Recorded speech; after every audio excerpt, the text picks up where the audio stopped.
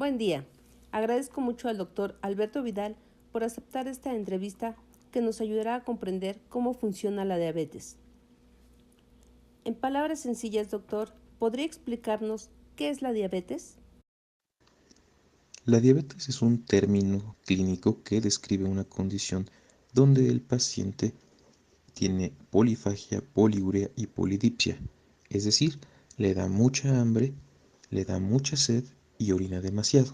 Es un término que fue Galeno el que usó por primera vez y a la fecha conservamos. ¿Cómo diagnosticamos que un paciente tiene diabetes?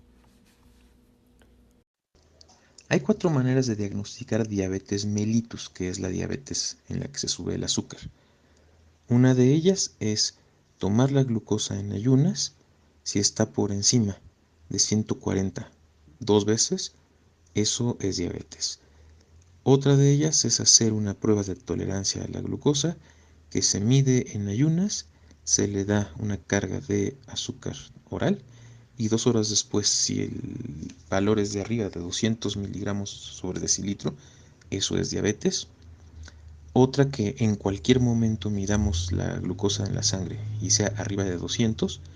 O una cuarta que es medir lo que llamamos hemoglobina glucosilada, que si está arriba de 6,5% también nos da diagnóstico de diabetes mellitus. ¿Cuáles son los rangos de glucosa en una persona sin diabetes? El azúcar en condiciones normales debe estar en ayunas en rangos de 70 a 100 miligramos sobre decilitro en mexicanos. En otras poblaciones puede subir hasta 110 y ser normal. Hay un rango intermedio que no llega a 140, pasa de 110, que es el prediabético.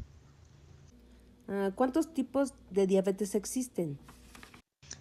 Como les comentaba, existen varias enfermedades dentro del término diabetes.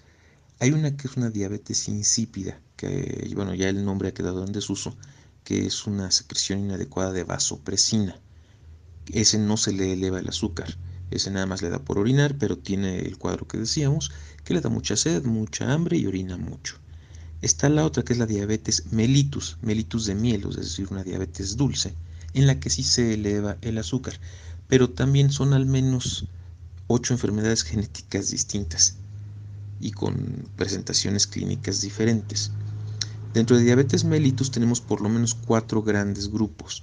Una, la diabetes mellitus tipo 1, donde el sistema inmune destruye el páncreas, antes se llamaba diabetes juvenil.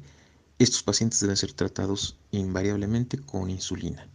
Está la diabetes mellitus tipo 2, que también son muchas enfermedades que comparten algunas características y básicamente hay 3 tipos clínicos que después podemos abordar un poco más, pero eso es por comer más azúcar de la que deben.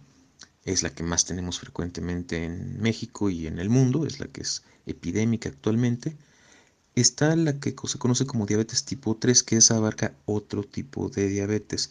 Por ejemplo, personas que han tenido cáncer de páncreas o que por el tratamiento de la radiación se les destruyó el páncreas, que tuvieron pancreatitis, que por algún medicamento también el páncreas se destruyó.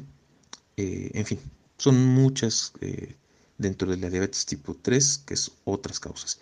Y está la número 4, que es la diabetes gestacional, que en realidad pareciera ser que es una forma de diabetes mellitus tipo 2, pero que después del embarazo normalmente se revierte, pero sin embargo la probabilidad de que la madre sea diabética en el futuro es por lo menos del 80%.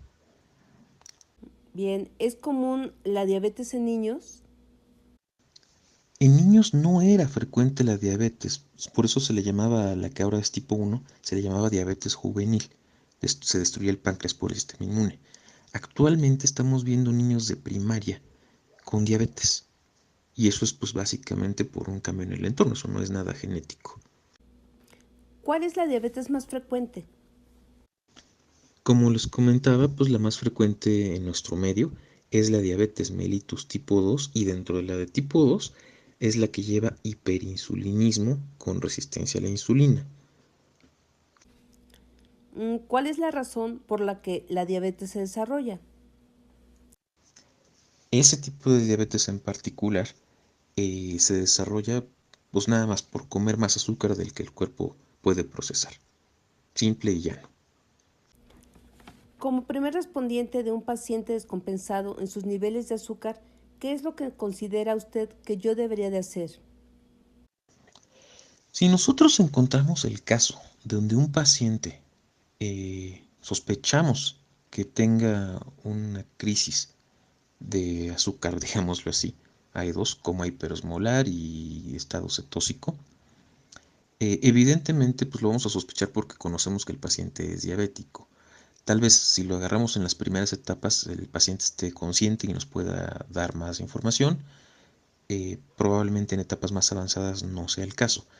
Evidentemente, pues lo primero que hay que hacer es solicitar ayuda de un servicio médico, quizás de urgencias, y bueno, tendrá que caer en manos del servicio de urgencias para poder ayudarle. Normalmente estos pacientes tienen una deficiencia de líquidos, o sea, una deshidratación muy severa, y normalmente se descompensan por pues, transgredir la dieta o transgredir la medicación.